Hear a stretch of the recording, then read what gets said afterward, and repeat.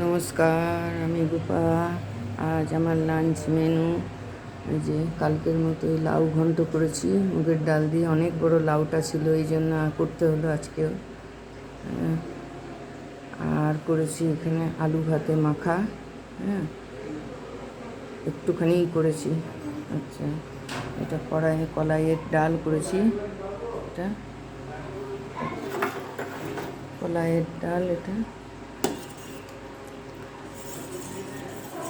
কলাইয়ের ডাল করেছি। আর এটা হয়েছে বেসনের কারি, দই আর বেসন দিয়ে এটা করেছি ছোট ছোট বড়া করে। আজ তো শনিবার, আজ নিরামিষ, সবাই এটাই খাবে, এই জন্য দই আর বেসন দিয়ে এটা করেছি। আর এই আজ আমার লাঞ্চ মেনু।